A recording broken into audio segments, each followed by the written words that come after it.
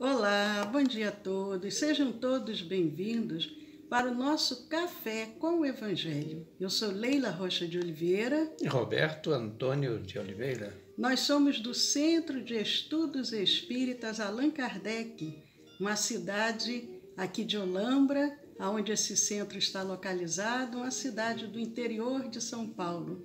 Hoje é dia 22 de junho, já estamos no inverno, mas como vocês podem perceber, o clima hoje aqui está um clima bem ameno, bem agradável, e nós estamos, não com aquela, ai que frio, mas estamos sentindo assim aquele sol lindo irradiando, entrando em nossos lares, e nós desejamos também que esses raios de sol aqueçam os corações de cada um que nos estão compartilhando desse Café com o Evangelho nessa manhã.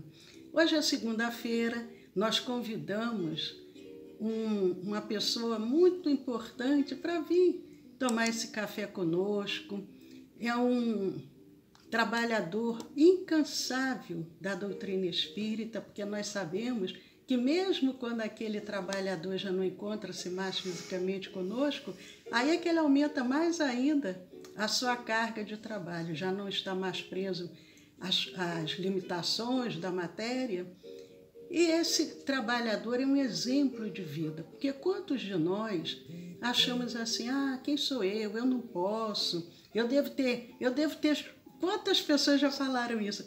Eu devo ter jogado pedra na cruz, eu devo ter sido um daqueles soldados que tiraram a vida de Jesus, porque a minha vida é tão sofrida, e quem sou eu para fazer algo? Mas será que é assim?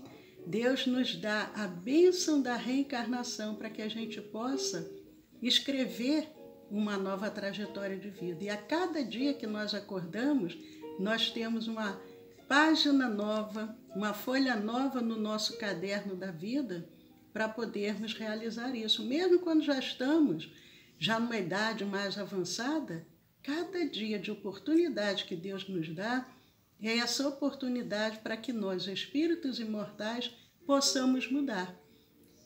O que você acha, Roberto, com relação a isso? Concordo plenamente. E houve alguém, entre tantos outros, mas nós falamos particularmente daquele que está mais próximo da gente, né, Leila? Nós percebemos que a misericórdia divina contempla todos os povos, todas as civilizações, em todas as épocas. Mas este que aqui recentemente, como nós falamos em recente, porque o tempo é muito relativo, foi no século passado. Século XX. Né? Século XX. Ele reencarna na cidade de Ituiutaba, na nossa querida Minas Gerais, berço de tantos missionários, né, de tantos pregadores dedicados, né, ao projeto da pátria, do Evangelho. Então, nós falamos particularmente de Jerônimo Mendonça. Ele nasceu onde, Leila? Aliás, quando? Ele nasceu no dia 26 de novembro no dia 1º de novembro de 1939. 1º de novembro de 1939, em plena Segunda Guerra. Mas, inclusive, Deus permite que esses missionários venham num ambiente mais propício, numa cidade do interior, e ali ele possa desenvolver a sua tarefa para a qual ele vem orientado. Nem todos conseguem, mas o Jerônimo Mendonça conseguiu. Eu não sei quem que compartilha hoje conosco desse café e que já ouviu falar de Jerônimo Mendonça. Jerônimo veio de uma família grande, 10 filhos, uma família de muita dificuldade, Em geral, a gente tem visto sempre aqui. Nunca vem berço de ouro, vem justamente naquela família com muita dificuldade material. Ele, desde 4 anos de idade, ele já trabalhava para ajudar a família, mas sempre muito firme, muito alegre, gostava muito de jogar futebol, mas desde pequeno já sentia muitas dores pelo corpo. Imagina, 1939, 10 filhos, cidade de interior, a medicina praticamente ainda era tão iniciante, mas ele nunca desanimou, trabalhando sempre, muito empenhado em colaborar com a família, com os pais, até chegando à juventude, quando ele já estava entre seus 13 e 15 anos, ele que era de uma família católica, optou para ir para a igreja evangélica. Ali ficou durante uns 2 anos, entre 13 e 15 anos, naquela igreja, mas tinham coisas que não preenchiam, que não lhe davam as respostas que ele queria, como sempre. Então, Leila, ele era de uma família muito numerosa? 10 filhos, 10 Ele filhos. tinha 10 irmãos, 9, 10 com ele, 10, isso. E muito pobre, você falou, Isso, né? exatamente. Mas, só para fechar aqui meu raciocínio, porque quando ele estava com 15 anos, ele conheceu alguém de um centro espírita que lhe oferece um livro, ele ali começa a ler, ele ali começa a tomar interesse pelaquela religião que ele ainda não conhecia. Mas agora eu vou deixar o Roberto falar, já falei demais. Não acho, mas muito obrigado pela deixa. Nós imaginamos que aqueles que vêm como candidatos ao sofrimento físico, muitas vezes numa contextura social muito de grande penúria, imaginamos que venha se tornar um revoltado, né? Aquele que irá buscar por meios próprios, através da conexão com as entidades menos felizes, agredir patrimônios alheios, numa espécie de uma fúria interior, forrar-se destas desditas, entre aspas, né, da vida. O nosso querido Jerônimo Mendonça já teve uma outra leitura. A Leila falou que aos 15 anos ele conheceu já uma igreja evangélica. Dos 13 aos 15. Dos 13 aos 15, era uma igreja presbiteriana, né? Isso. E deu para ele uma dimensão de um Deus, né? Fez com que ele despertasse o seu sentimento de religiosidade, o que é muito importante, porque quando nós falamos em igreja, falamos em religiões, e todas elas têm a sua finalidade, têm o seu papel.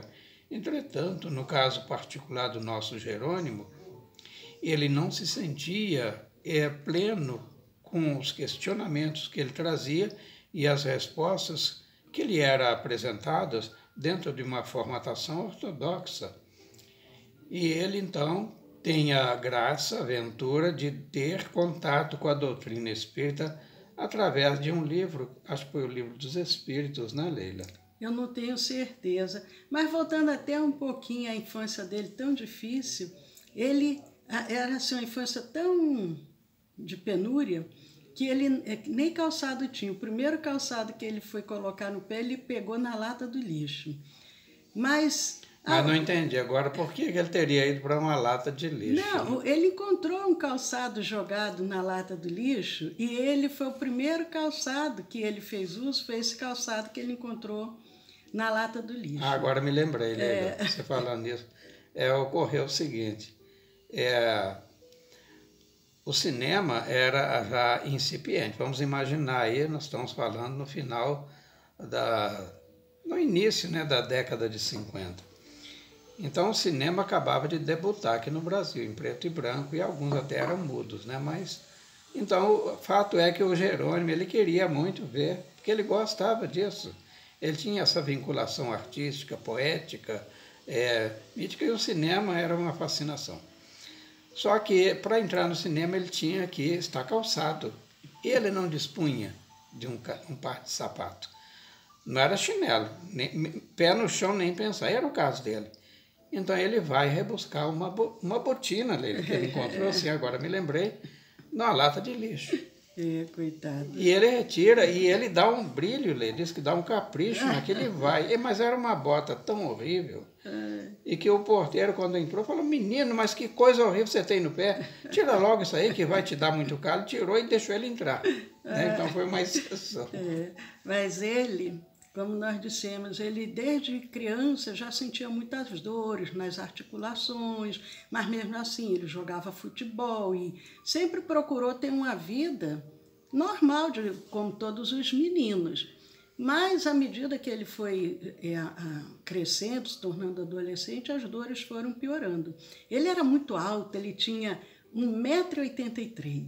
Ele era forte, parava perante o espelho, se olhava. Naquela época, o Tarzan era o herói, rei das selvas, né? O rei da selva. Então, ele dizia assim: ai, eu sou um Tarzan, porque ele muito forte, alto, né? Ficava se imaginando como sendo aquele Tarzan.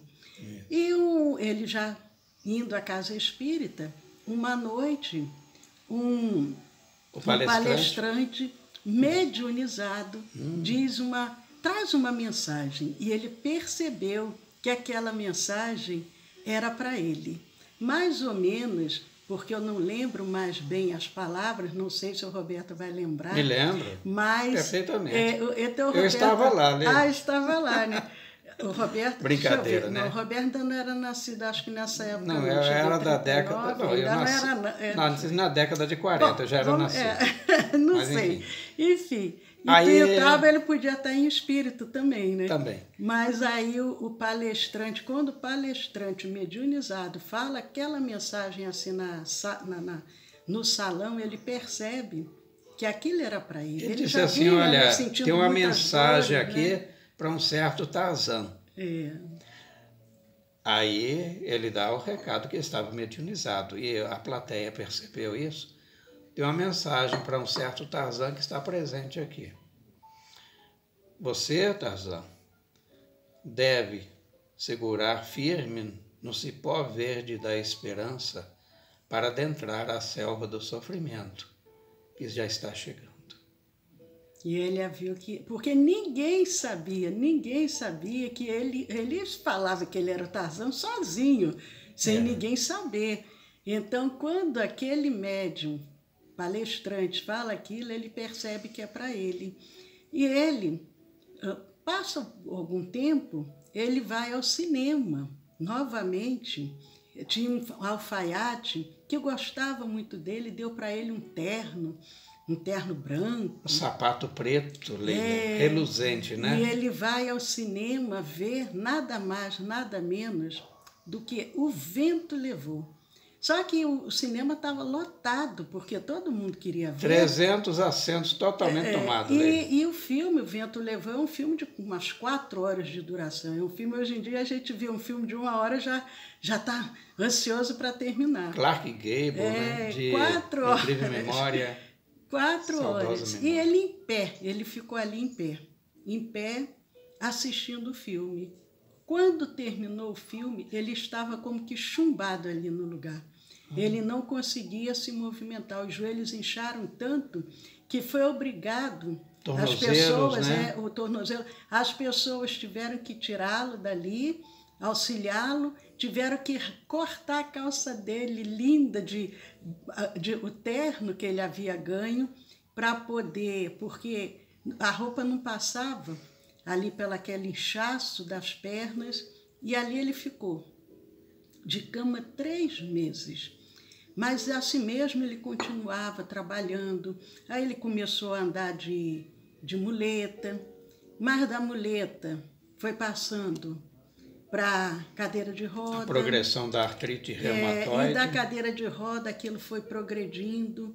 E ele procurou vários médicos, como a gente falou agora no início. Enquanto estamos aqui, devemos procurar cuidar da carne. Procurou, inclusive, também o Dr. Fritz.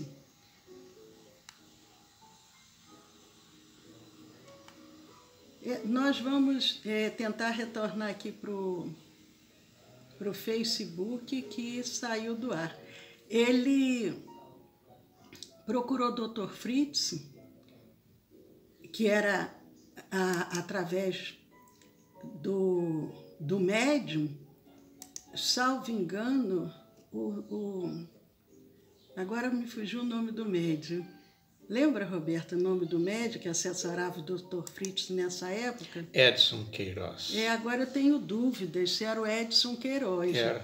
Mas ele vai em busca do Dr. Fritz para ver se o Dr. Fritz pode curá-lo. Mas aí o Dr. Fritz se pergunta: o que é que você tem? Os médicos dizem que é artrite reumatoide.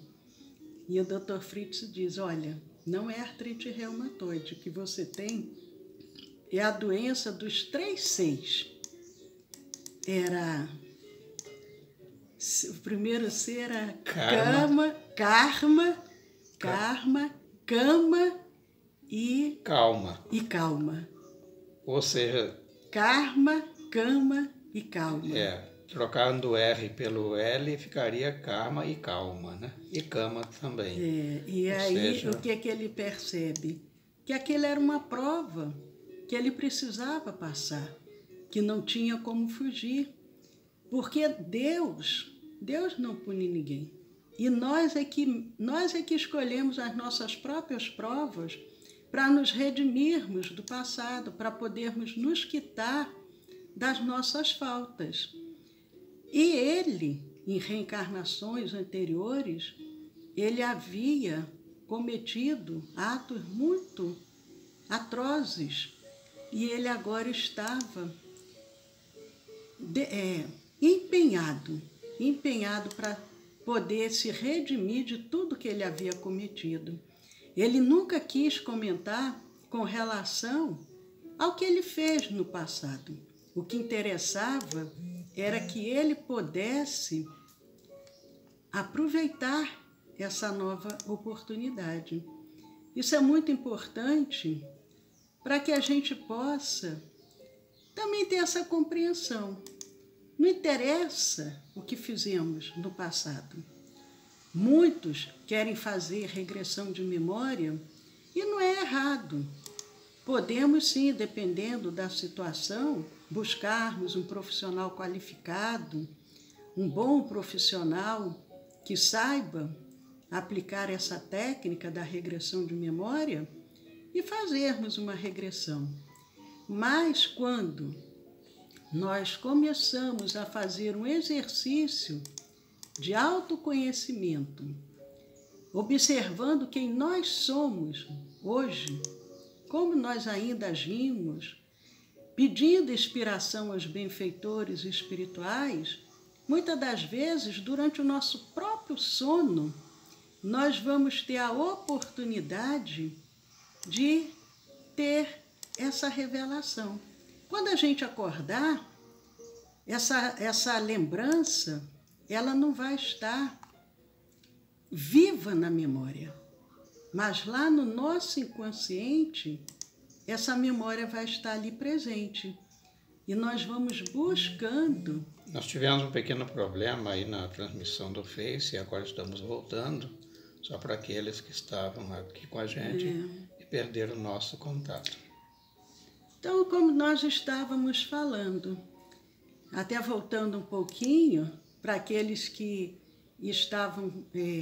saíram do Face e forem retornando, poderem acompanhar o que nós estamos dizendo.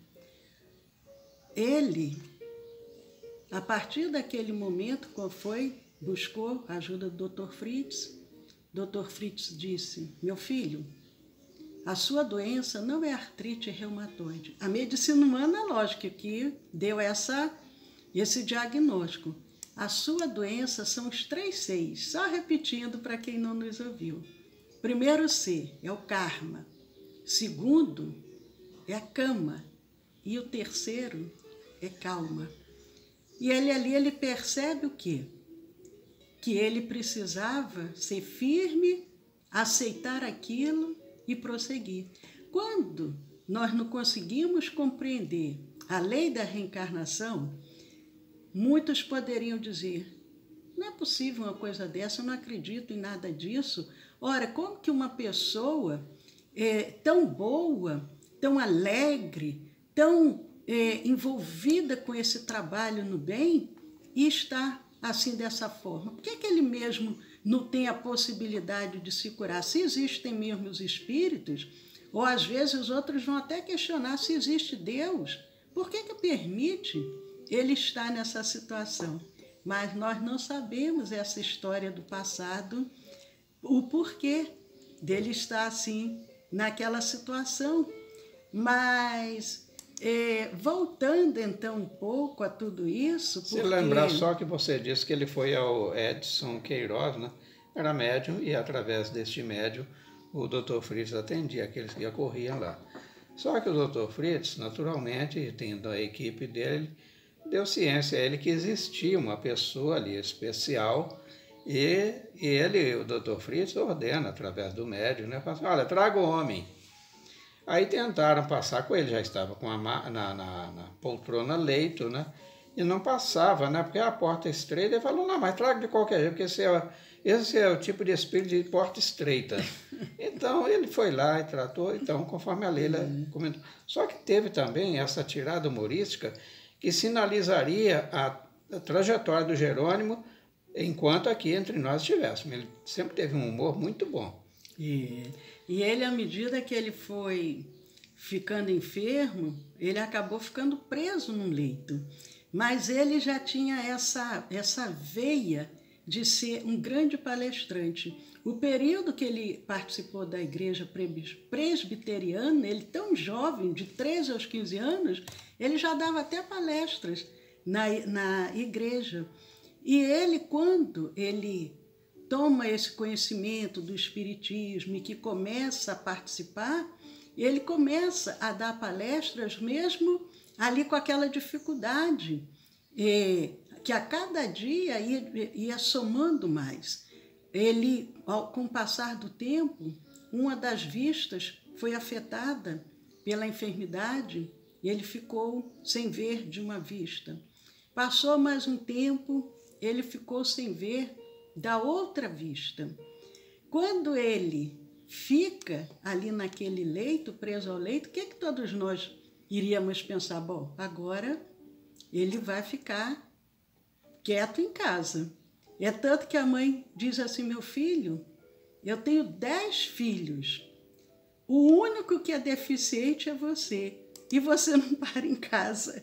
E ele continuava indo ao cinema, quando ele ainda estava conseguindo enxergar. Uma vez ele vai ao cinema. Era a dona Antônia Olímpia de Jesus, né, a mãe dele. Não, bonita. E ela falava assim, meu filho, eu estou quase acreditando nesse tal de espiritismo. Porque dos 10 irmãos, dos 10 filhos que eu tenho, o único aleijado é você. Ele falou, mãe. Ele falou, mas é o único que não para em casa. Ele falou, também é. Então, teve uma vez que ele vai ao cinema, quando ele ainda estava enxergando, e já naquela cama, que as pessoas... Ele sabia fazer amizades, e ele tinha aquela empatia tão grande que sempre tinham pessoas para auxiliá-lo. E levam a cama, ele andava assim, tipo uma cama mesmo, ajeitaram e adaptaram, e ele vai ao cinema, já no escuro do cinema, entra uma moça atrasada. E colocaram ele, como era de praxe, né, bem no próximo corredor, da estação, né? Corredor que dava acesso aos sanitários, né? E aí ele ali no escuro do cinema, a moça chega atrasada, tropeça na cama e cai.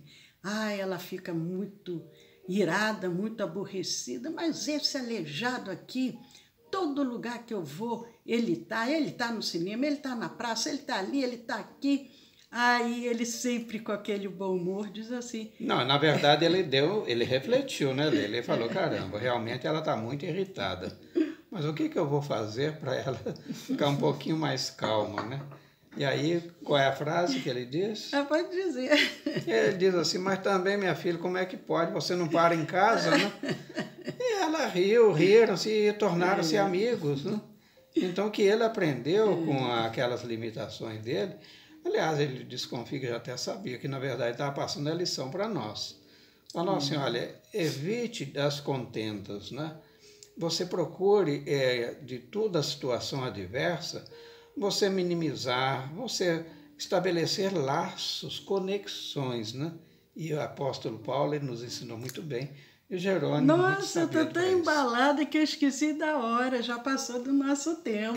vencido, né? Venceu o nosso tempo. Amanhã nós vamos dar continuidade a essa história tão bela, a história do Jerônimo Mendonça, nascido em Ituiutaba, Minas Gerais, em 1º de novembro de 1939. Um exemplo de vida que todos nós podemos nos espelhar e ver assim, poxa, se uma pessoa dessa, presa a um leito, cego, realizou tanto, nós vamos ver todo o trabalho que ele conseguiu realizar, eu tenho muita possibilidade também de realizar. Aproveitar mandando um abraço para Maria Cristina, para Eliane, um abraço novamente para a Sueli, um abraço aqui para a Regina Okada, que pulou do YouTube, veio para o Instagram, mas é uma alegria. Pulou do Facebook. Do Facebook. Nós Um tivemos abraço, um abraço para Marina Gomes, muito bom. Gente, olha, estamos quase chegando aos 100 inscritos lá no nosso canal do YouTube.